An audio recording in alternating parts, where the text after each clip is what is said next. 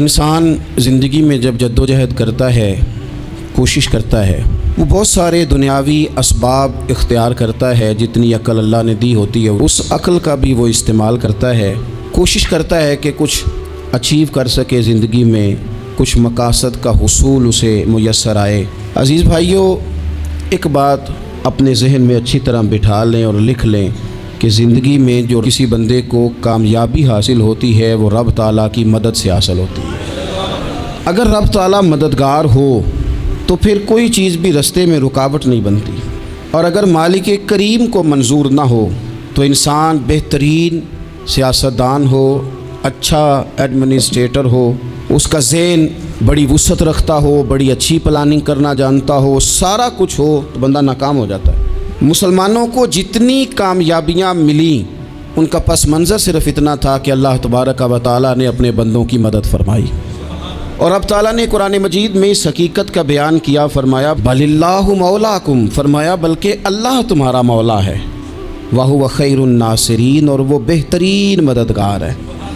وہ جو رب تمہارا مولا ہے وہ بہترین مددگار ہے، اور اگر وہ مدد کرے تمہاری، سورہ آل عمران میں آگے جا کے ارشاد فرمایا اگر اللہ مدد کرے تو پھر تم پر کوئی غالب نہیں آ سکتا، اور اگر وہ تمہاری مدد چھوڑ دے تو پھر کوئی تمہاری مدد کر سکتا، کوئی مدد نہیں کر سکتا۔ بدر کی جنگ بھی اور فتح مکہ بھی رمضان المبارک میں ہوا ہے۔ میں دونوں پر غور کر رہا تھا تو ایک نیا مضمون میرے ذہن میں آنے لگا۔ بدر کی جو جنگ ہے اس میں بھی ایک عجیب انقلاب آیا ہے کہ 313 نے 1000 سے مقابلہ کیا، اور جن 1000 سے مقابلہ کیا وہ اسلحے سے لیس تھے، اور یہ جو 313 ہیں ان کے پاس 6 زر ہیں، 8 تلواریں، چند گھوڑے، لیکن اللہ نے کامیابی دی تو خود رب نے بیان کیا کس طرح دی، فرمایا وَلَقَدْ نَصَرَكُمُ اللَّهُ بِبَدْرٍ وَأَنْتُمْ أَذِلَّةٌ۔ وہ کامیابی اس طرح ملی ہے کہ رب نے تمہاری مدد کی تھی، تم تو کمزور تھے، اللہ نے بدر میں تمہاری مدد کی، تم جیت گئے۔ وَلَقَدْ نَصَرَكُمُ اللَّهُ بِبَدْرٍ وَأَنْتُمْ أَذِلَّةٌ، اللہ نے بدر میں تمہاری مدد کی، تم تو کمزور تھے۔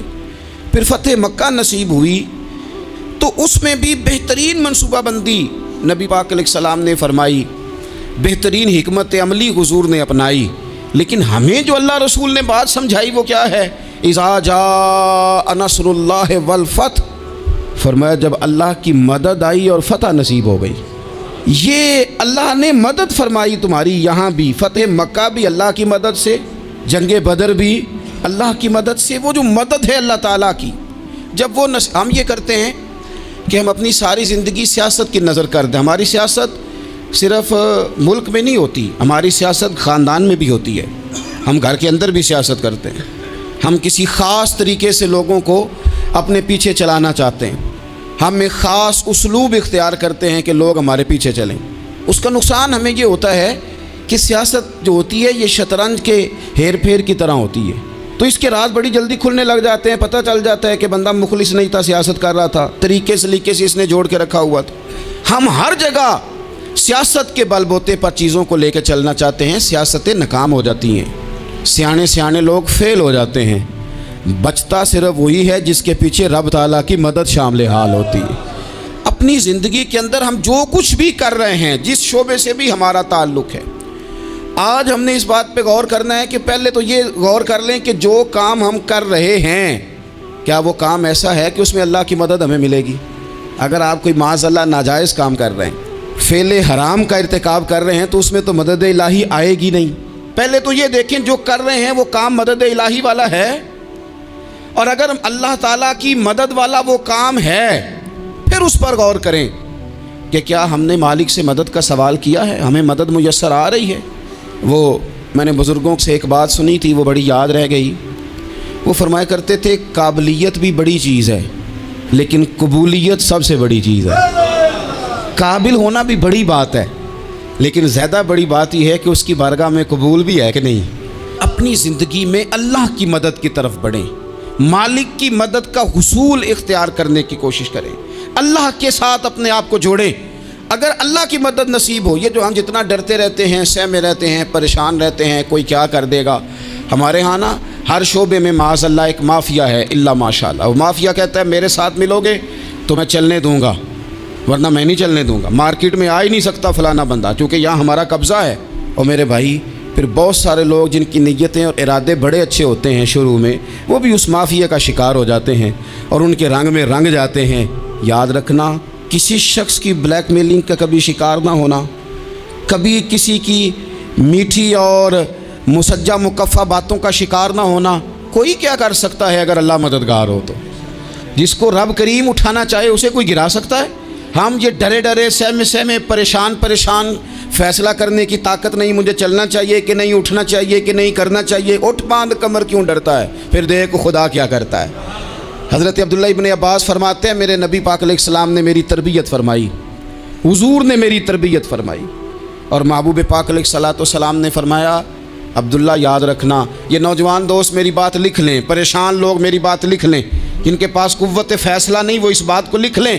حضرت عبداللہ ابن عباس فرماتے ہیں میرے نبی پاک علیہ السلام نے مجھ سے فرمایا تھا عبداللہ سن، اگر ساری دنیا مل کے تیرا کوئی نفع کرنا چاہے کر نہیں سکتی جب تک میرے رب کی رضا نہ ہو، اور فرمایا ساری دنیا مل کے تیرا کچھ بگاڑنا چاہے تو عبداللہ بگاڑ نہیں سکتی جب تک رب کریم کی حکمت کا تقاضا نہ ہو۔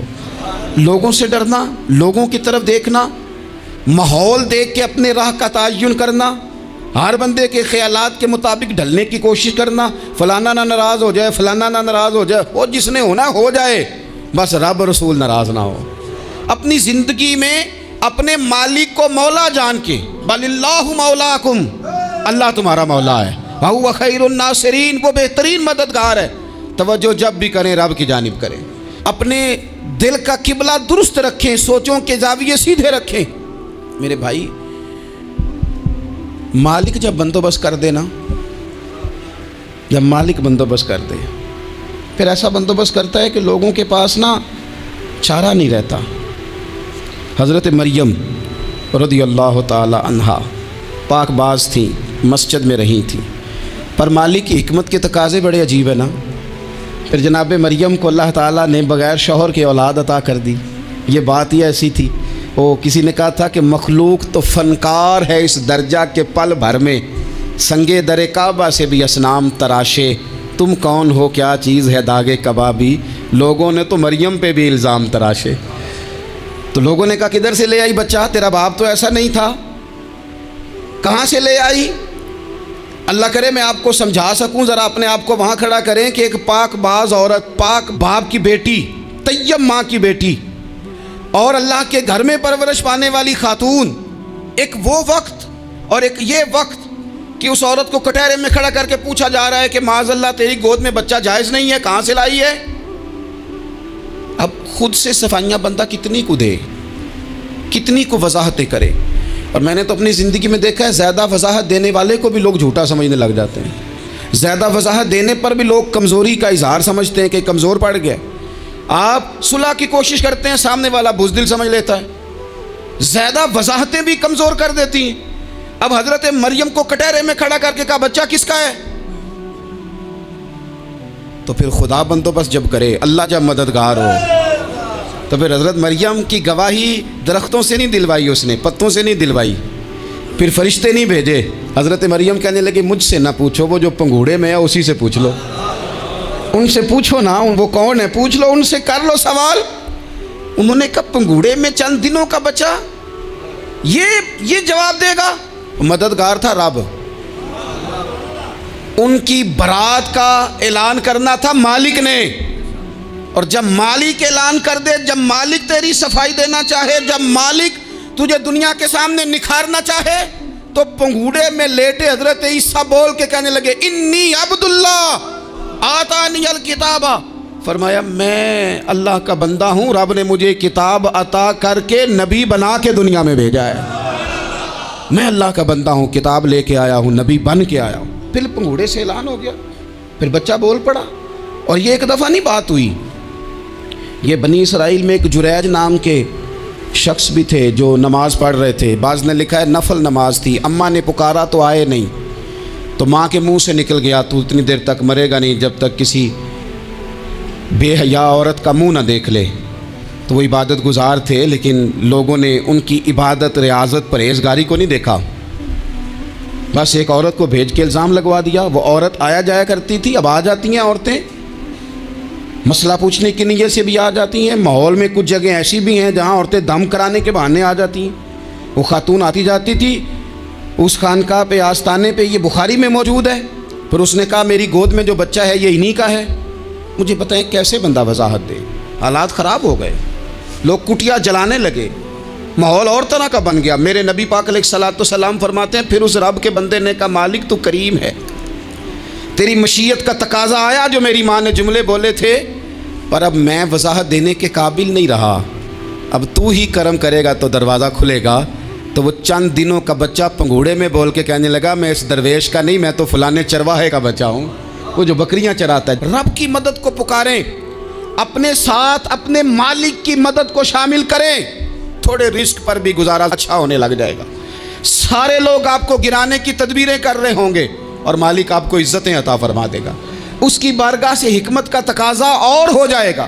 ہم نے ساری زندگی لوگوں کو راضی کرنے میں گزار دی، ساری زندگی بڑھاپا آ گیا بچوں کو پالتے، اور بچوں نے آخری عمر میں کہہ دیا ابا اگر کوئی ڈھب کا کام کر لیتے تو آج ہمارے دن بھی پھر نہ جاتے۔ ساری زندگی گزار دی بہن بھائیوں کو راضی کرنے میں، ساری زندگی گزار دی ذمہ داریاں اٹھانے میں، ان کو 99 دفعہ دیا، ایک دفعہ نہیں دیا تو انہوں نے کہہ دیا تو نے تو کبھی دیا ہی نہیں، تو تھا ہی نہیں۔ ساری زندگی محلے داروں علاقے والوں کو راضی کرنے میں گزار دی، اور میں نے ایسے لوگ بھی دیکھے دین کے لیے وقت گزارا، لیکن جب بڑھاپے میں دانت کام نہ کرتے تھے تو وقت کے مفتیوں کو بھی مسجدوں کی کمیٹیوں نے کہہ دیا اب آپ کی سمجھ نہیں آتی، ہم نے خطیب کو یور رکھنا ہے، نہ دیکھو دنیا کی طرف، دنیا رلا دیتی ہے، نہ راضی کرو بندوں کو، بندے تھکا دیتے ہیں، نہ پیچھے بھاگو ہر وقت دنیا داروں کے، یہ انسان کو کمزور کر دیتے ہیں۔ وہ تو کریم ہی بڑا ہے، 2 آنسو زمین پر بعد میں گرتے ہیں، بندے کے گناہ سارے پہلے معاف فرما دیتا ہے۔ اللہ کی مدد کا حصول، اپنے مالک کی مدد کی طرف بڑھنا، آپ کو بدر کی جنگ بھی یہی درس دے گی، آپ کو احد کا میدان بھی یہی سبق دے گا، فتح مکہ بھی یہی سبق دے گا۔ میرے دوستو جب رب مدد فرمائے، جب اللہ مددگار بنے، دوستوں سے ایک بات اکثر کرتا ہوں، میں کہتا ہوں کہ جتنے درد سے آپ امیر کو اپنی کہانی سناتے ہیں نا، اور جس طرح آپ کے آنسو بات کرنے سے پہلے گر جاتے ہیں کہ غریب ہیں، بچیاں ہیں، کاروبار نہیں، او میرے سنگیو، اس سے آدھے آنسو اپنے رب کی بارگاہ میں بکھیرو، اس کے حضور عرض گزار ہو جاؤ، اس سے طلب کرو۔ ایک وقت انسان پر زندگی میں ایسا آتا ہے کہ اسے یوں محسوس ہوتا ہے کہ میرا سایہ بھی ذرا سا پیچھے ہٹ گیا ہے، اسے یوں لگتا ہے کہ میں کسی سہارے پہ ہاتھ ڈالتا ہوں تو وہ بھاگ جاتا ہے مجھ سے، لیکن مالک کی بارگاہ ایسی عظیم بارگاہ ہے، رب رسول کے آستانے اتنے بڑے ہیں کہ آپ جب وہاں کشکول طلب دراز کرتے ہیں تو جھولی پھیلانے میں دیر لگتی ہے، ان کو بھرنے میں تو کوئی دیر نہیں لگتی۔ ہم نے اپنا سوچ کا قبلہ ہی دنیا کو بنا لیا ہے۔ یہ جو اللہ والوں کی مدد ہے یہ تو یعنی اللہ ہی کی مدد ہے، لیکن یہ جو سیٹھوں کی طرف توجہ کرنا، نوابوں کی طرف توجہ کرنا، دنیا داروں کی طرف توجہ کرنا، اور اپنا مزاج اس طرح کا بنا لینا، یارو گردن کو جھکا دیتا ہے خیرات کا پتھر، جہاں میں مانگنے والوں کے سر کبھی اونچے نہیں ہوتے۔ اور اقبال کہتے ہیں غیرت ہے بڑی چیز جہاں تگ و دو میں، پہناتی ہے یہ فقر کو تاج سردارا۔ میں عرض کروں گا کہ اپنی آپ جب توجہ کا قبلہ اللہ رسول کو بنائیں گے تو رب فرماتے ہیں وَيَرْزُقْهُ مِنْ حَيْثُ لَا يَحْتَسِبُ، میں نہ تجھے وہاں سے رزق دوں گا جہاں سے کبھی تیرا گمان بھی نہیں گیا ہوگا، کہ یہاں سے بھی مل سکتا ہے، تو نے سوچا بھی نہیں ہوگا۔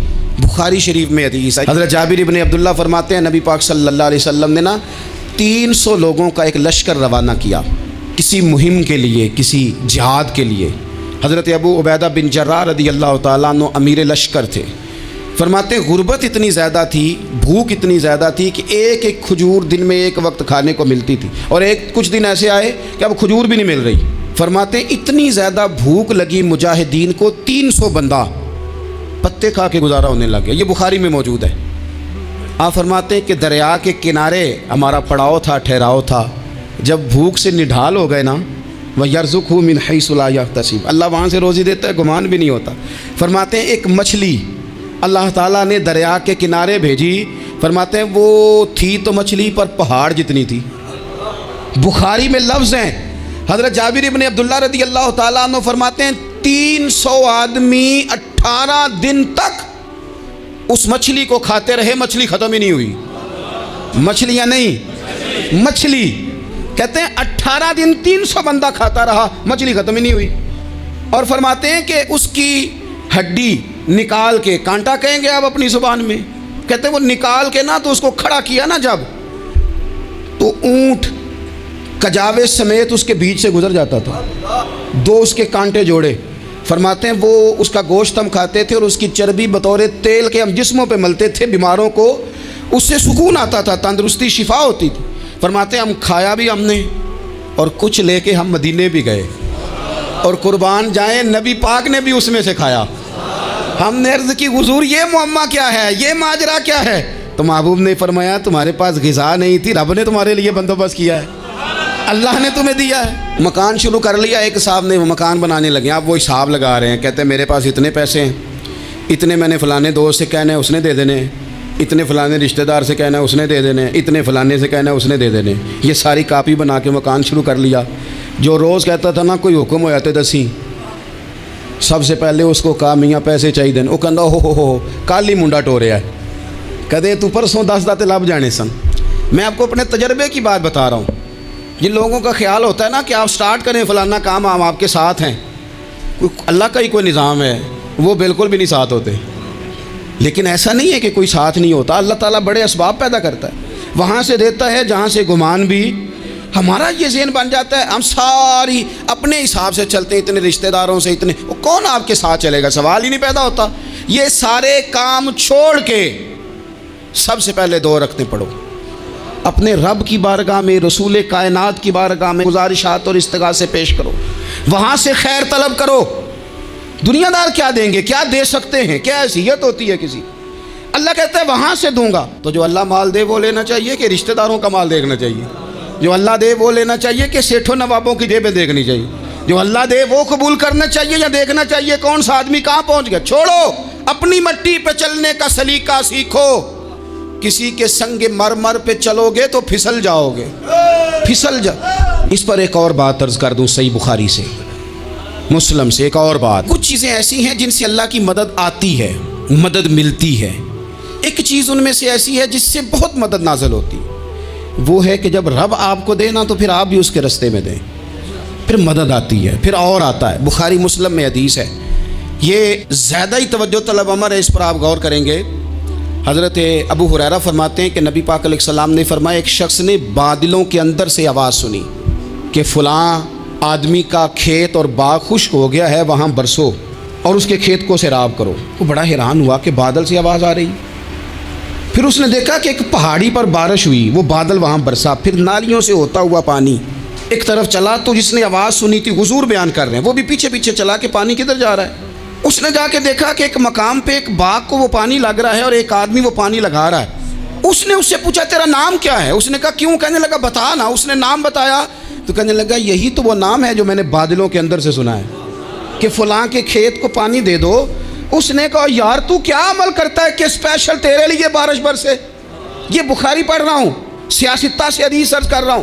اس سے پوچھا تو کیا کام کرتا ہے کہ جناب اللہ تبارک و تعالیٰ کا حکم کرم آیا کہ خاص تیرے لیے پانی برسے اور تیرے کھیت کو سیراب کرے؟ تو اس نے کہا چھوٹا ذمہ دار ہوں، پر جب فصل اگتی ہے تو 3 حصے کرتا ہوں. ایک حصہ اپنے بال بچوں پہ، بہن بھائیوں پہ خرچ کرتا ہوں، ایک حصہ پورا، اور ایک حصہ دوبارہ کاشتکاری پہ لگاتا ہوں، اور تیسرا حصہ خالص میں نے مسکینوں، یتیموں اور غریبوں کے لیے رکھا ہوا ہے. وہ جو تیسرا حصہ، اللہ کرے آپ سمجھیں، وہ رب کے بندوں پہ تیسرا حصہ خرچ کرتا ہے نا، تو کریم مالک نے فرمایا جہاں سے غریب کا حصہ جاتا ہے وہ کھیت خشک نہیں رہنا چاہیے. وہ جہاں سے مسکین روٹی کھاتے ہیں وہ خشک نہ رہے. جہاں سے یتیموں کو کچھ آتا ہے کہیں اس کی فصل رہ نہ جائے. میں اور آپ بھی اگر اپنے مال میں مسکینوں، یتیموں، غریبوں کے حصے رکھ لیں گے تو فصلیں خشک نہیں رہیں گی. ان کے اندر تازگی آئے گی، نور آئے گا، کرم آئے گا، خاص کر خدا کی رحمت برسے گی. مدد اللہ سے چاہیں، اپنی توجہات کا مرکز رب رسول کی ذات کو بنائیں، پھر آپ محسوس کریں گے کہ بڑی جلدی اللہ تعالیٰ کی مدد آنے لگی ہے. کبھی آپ صرف کہہ دیں نا میرا رب میرے ساتھ ہے، اس لفظ میں اتنی طاقت ہے کہ دشمن ویسے زیر ہو جاتا ہے۔ زندگی میں کسی سے بھی لڑائی ہو تو اچھی طرح سوچ لیں کہ اللہ اس طرف ہے یا اس طرف ہے۔ اگر آپ زیادتی پہ ہیں تو پھر رب مظلوم کی جانب ہے۔ اگر اللہ کی مدد آپ کے ساتھ ہے تو دنیا کی کوئی طاقت آپ کو گرا نہیں سکتی۔ اور اگر آپ مظلوم کے مقابلے میں ظالم بن کے آپ کھڑے ہو گئے ہیں اور آپ نے رویہ وہ اختیار کیا ہے کہ جس میں مدد نہیں آئے گی، تو پھر یاد رکھ لیں کہ آپ کوئی بھی ہیں، کہاں بھی ہیں، آپ کمزور ہیں۔ طاقتور تھے ابتدائے اسلام میں، ظاہری طاقت تھی کفار مکہ کے پاس، وہ ڈنڈوں سے مارتے تھے غریبوں کو، ان کے ہاتھوں میں ڈنڈے تھے، پر خدائی طاقت ان مظلوموں کے ساتھ تھی۔ صاحب زرقانی نے لکھا ہے، حضرت زنیرہ رضی اللہ تعالیٰ عنہ ایک لونڈی ہیں، غریب ہیں، ماڑے دا کی کام محمد نس جانا یا رونا، غریب سادی بی بی اور لونڈی کنیزہ، ایک مشرک کی کنیزہ، تینوں نے کلمہ پڑھ لیا۔ وہ ڈنڈوں سے مارتا، دروں سے مارتا، تکلیف دیتا۔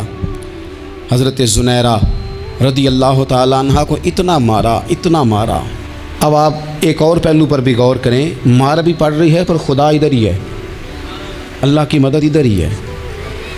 رب کہتا ہے کہ پہلے تو صبر کرنا، ان اللہ مع الصابرین، تو صبر کرے گا تو پھر رب کی معیت ملے گی، ذرا ٹھہرنا، تو تھوڑا ڈٹنا۔ ان الذین قالوا ربنا اللہ ثم استقاموا تتنزل علیہم الملائکہ، تو کہے اللہ میرا رب ہے، پھر تو پہلے ڈٹ، پہلے تو نے ڈٹنا ہے۔ ثم استقاموا، جو ڈٹ گیا، تتنزل علیہم الملائکہ، ڈٹنے والے کے لیے مدد آتی، پہلے تھوڑا ٹھہرنا پڑتا ہے، پہلے تھوڑا صبر کرنا پڑتا ہے، حوصلہ کرنا پڑتا ہے، اس کے بعد مدد آتی۔ مار پڑ رہی ہے، مارا جا رہا ہے حضرت زنیرہ کو، ان کا مالک جو ہے ظاہری آقا وہ مار رہا ہے، یہ کنیزہ ہے، اتنا مارا، اتنا مارا، ان کی بینائی چلی گئی، نظر آنا بند ہو گیا۔ ابو جہل آیا اور کہنے لگا زنیرہ دیکھا نا ہمارے بت تیری آنکھیں لے گئے، معاذ اللہ، لات و منات ہمارے بتوں نے تجھے اندھا کر دیا۔ اب ایسا نہیں ہے کہ بی بی روتی جا رہی ہے، روتی جا رہی ہے، مایوسی مایوسی، معاذ اللہ، پریشانی، غریبی بڑی ہے، پوچھنے والا کوئی نہیں، یہ باتیں نہیں۔ کیا جملے ہیں خاتون کے، کیا لفظ ہیں۔ ابو جہل نے تنزیہ کہا، معاذ اللہ، کہنے لگا دیکھا نا ہمارے بتوں نے تجھے اندھا کر دیا۔ تو جناب زنیرہ آنکھوں کی بینائی گئی ہے، رات کو گئی ہے، دکھ ابھی تازہ ہے، لیکن اللہ پہ جو توکل ہے، اپنے مالک سے جو رشتہ ہے، وہ اتنا مضبوط ہے، اتنا طاقتور ہے، اس میں اتنی گہرائی ہے کہ حضرت زنیرہ بول کے نا اتنی قوت سے بولی، اتنی طاقت سے بولی کہ پورے کفر پر لرزہ طاری ہو گیا۔ فرمانے لگی تمہارے بتوں کی کیا اوقات ہے کہ وہ میری بینائی لے جائیں، یہ میری رب کی حکمت کا تقاضا ہے۔ جب تک اس نے چاہا زنیرہ دیکھتی رہی، اور جب اس نے چاہا زنیرہ کی آنکھوں کی بینائی چلی گئی، اور اگر وہ چاہے گا نا تو بینائی واپس بھی کر دے گا۔ اگر ہو ذوق یقین پیدا تو کٹ جاتی ہیں زنجیریں، اگر وہ چاہے گا تو بینائی آ بھی جائے گی۔ حضرت زنیرہ نے رات کو یہ لفظ کہے، ابو جہل اور سارے کفار ڈر کے سن کے چلے گئے، آپ اطمینان سے آ کے بستر پہ سوئی۔ جب سویرے اٹھی تو اللہ نے آنکھوں کی روشنی واپس کر دی تھی، آنکھوں کی۔ اب چھڑی پکڑی ہے، بازاروں میں گھومتی ہے، کہتی ہیں بلاؤ کدھر ہے تمہارے لات و منات، دیکھو میرے رب نے روشنی واپس کر دی۔ آ کر میرے ساتھ ادھر آ، ستمگر ہنر آزمائیں، تو تیر آزما ہم جگر آزمائیں۔ بیمار لوگوں یاد رکھو، کہہ دیا ڈاکٹر نے کہ تو بڑا بیمار ہے، تو بڑا کمزور ہے، یہ ہو گیا وہ ہو گیا، تو ڈاکٹر اپنے علم کے مطابق بات کر رہا ہے، ہوگا تو وہ جو میرا رب چاہے گا۔ کمزور ہو جانا، پریشان ہو جانا، تکلیف میں آ جانا، پتہ نہیں بات ہو گئی ہے تو جانے کیا ہو جائے گا۔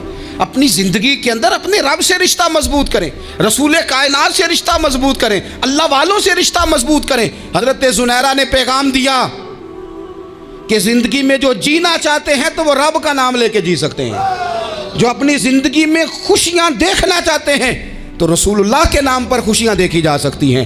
توکل کی بنیاد پر بندہ خوشیاں لے سکتا ہے، اور اگر انسان میں توکل نہیں ہے تو پھر وہ اس کالے جادو سے بھی ڈر رہا ہے، وہ نیلے سے بھی ڈر رہا ہے، وہ پیلے سے بھی ڈر رہا ہے، وہ فلانے سے بھی ڈر رہا ہے، وہ میرے خلاف فلانا رشتہ دار سازش کر رہا ہے تو ڈر رہا ہے، فلانا میرے بارے میں یہ کر رہا ہے تو ڈر رہا ہے، وہ پتہ نہیں دنیا ادھر ہو جائے گی تو کیا ہو جائے گا، اٹھ باندھ کمر کیوں ڈرتا ہے، پھر دیکھ خدا کیا کرتا ہے۔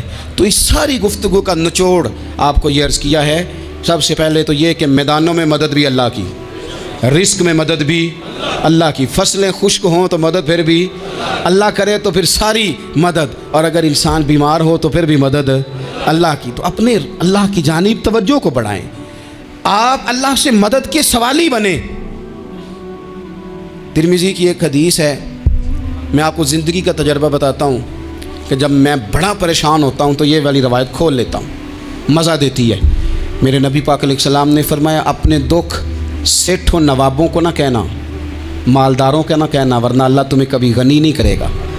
فرمایا اپنے دکھ اپنے رب کی بارگاہ میں عرض کرنا، جلدی کرے یا دیر سے کرے اللہ تمہیں لوگوں سے بے نیاز کر دے گا، اللہ تمہیں غنی کر دے گا۔ رات کو بیٹھو نا اس کی بارگاہ میں، اسے دکھڑے سناؤ، چھوٹی چھوٹی باتیں۔ حضور نے فرمایا نمک بھی مانگو تو رب سے مانگو، چھوٹی چھوٹی بات سے شروع کرو نا۔ جب بندہ شروع کرتا ہے نا چھوٹی چھوٹی چیزیں تو بڑی ساری چیزیں یہ اس طرح ہوتا ہے جیسے بندہ رب سے گفتگو کر رہا ہے، مالک مجھے یہ چاہیے، مالک میں یہاں کمزور ہوں، اللہ میں یہاں پریشان ہوں۔ آپ یہ کر کے تو دیکھیں، لمبی لمبی دعائیں مانگ کے تو دیکھیں، اس کے حضور جڑ کے تو دیکھیں، آپ دیکھیں گے راحت کتنی ہے، سکون کتنا ہے۔